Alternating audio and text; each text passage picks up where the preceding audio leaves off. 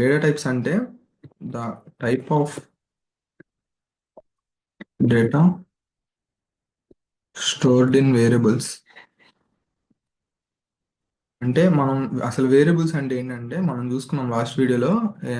మనం ఏదైనా డేటాని స్టోర్ చేయాలంటే వేరియబుల్స్ని వాడతాము. ఆ వేరియబుల్స్ ఏ టైపో చెప్పడానికి డేటా టైప్స్ని వాడతాం. ఫర్ ఎగ్జాంపుల్ మనం ఒక సపోజ్ ఇంట్ A=10 అని తీసుకున్నాం.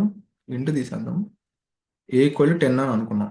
ఇప్పుడు 10 అనేది ఏంటంటే ఒక ఇంటీజర్. అది ఇంటీజర్ అని మనకు తెలుసు. కానీ సిస్టమ్కి చెప్పాలి కాబట్టి దానికి ముందు వేరియబుల్ నేమ్కి ముందుగా డేటా టైప్ని పెడతాం. అది ఇంట్ అయినా అవ్వచ్చు, ఏదైనా అవ్వచ్చు. దాంట్లో డేటా టైప్స్లో చాలా రకాలు ఉంటాయి, మనం చూద్దాం ఇప్పుడు అది. సో ఇది డేటా టైప్ అంటే. డేటా టైప్లో 2 టైప్స్ ఉంటాయి. ఒకటి వచ్చేసి ప్రిమిటివ్ డేటా